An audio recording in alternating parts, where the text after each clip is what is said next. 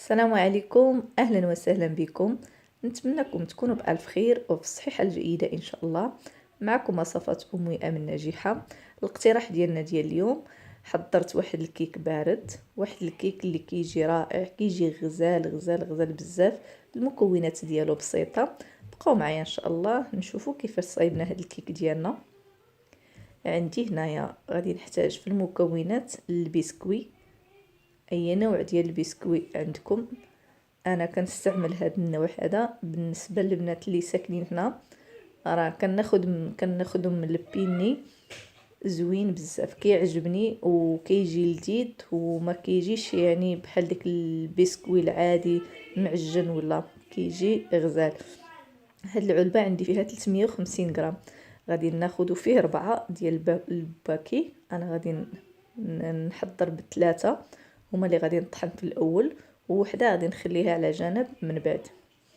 غادي ناخذ الطحانه ديالي ونحط فيها هاد البسكوي ونطحنو. والكميه ديال البسكوي على حساب المول اللي غادي تستعملوا، يعني يقدر الا كان عندكم المول صغير ما ديروش هاد الكميه كامله، تنقصوا منها. انا عندي المول متوسط اللي بغيت ندير فيه، داكشي علاش درت هاد الكميه كلها. غادي نطحنوه مزيان يعني حتى يرجع بودر كما كتشوفوا على هذا الشكل هذا. وغادي نخويه في واحد الجبانيه باش غادي نخلطو مع الزبده. خديت هنا واحد 100 غرام ديال الزبده تقريبا. الزبده الا كانت من النوع الجيد، يعني الا كانت الزبده اللي كتاكلوا احسن. خديت انا هذا النوع كناكلوا منها ودوبته، يعني عطاتني هكا تقريبا نص ديال الكاس كما كتشوفوا.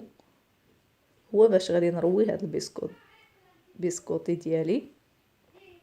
وفي المغرب راه هيرنيس زوين، راه حتى هو المذاق ديالو زوين، تقدروا ديروه هيرنيس.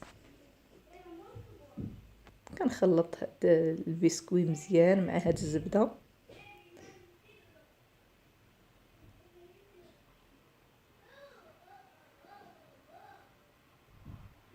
باش ندوز نلبسو المول.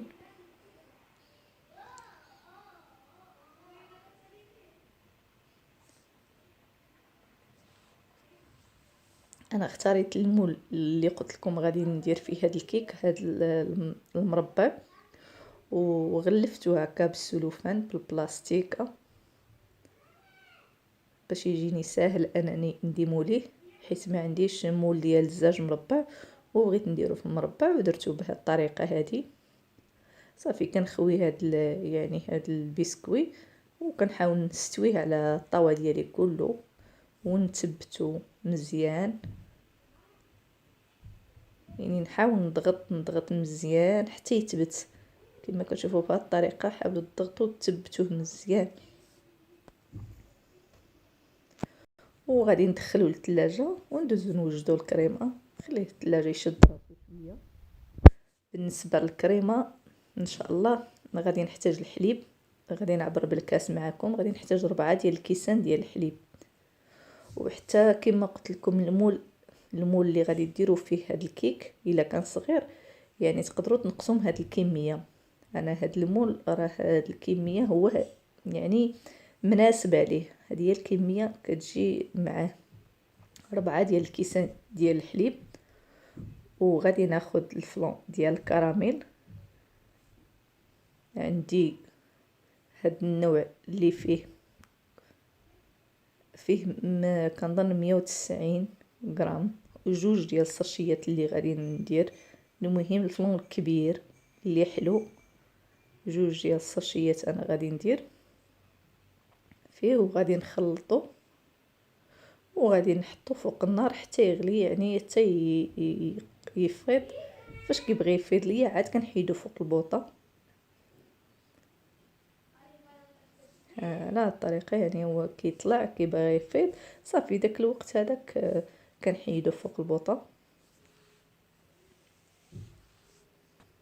غادي نجيب ديك يعني ديك الباكيه ديال البسكوي اللي بقات ليا كما شفتوا، اللي حيدتها قبيلات، وغادي نحطها في المولينيكس ديالي. ونطحنها مع العناصر الاخرى.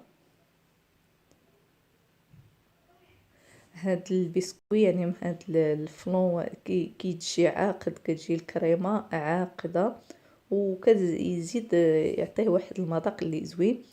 غادي ناخذ واحد يعني الكريمه السائله فيها 50 مليلتر عندي، كلها غادي نصبها حتى هي فوق ديك البسكوي.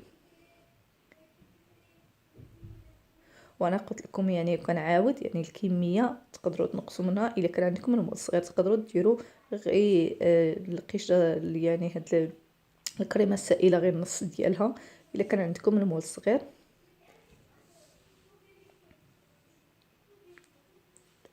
عفوا. كناخذ هذاك الخليط وكنصبو حتى هو وكنطحن كلشي.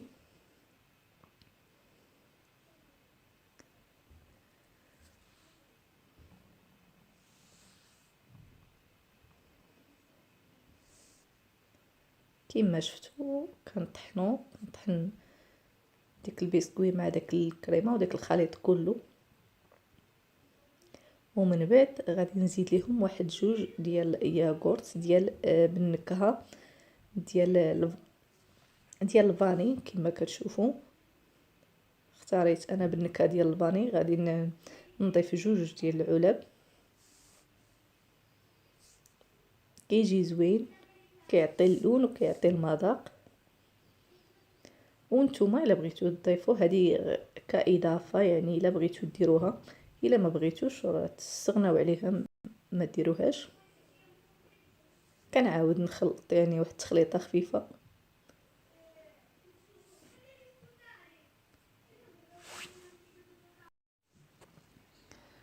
وكما كتشوفوا انا خرجت الطاوه يعني من بعد ما كنت دايرها في الثلاجه تشد راسها. غادي نصب هذا الخليط فوقها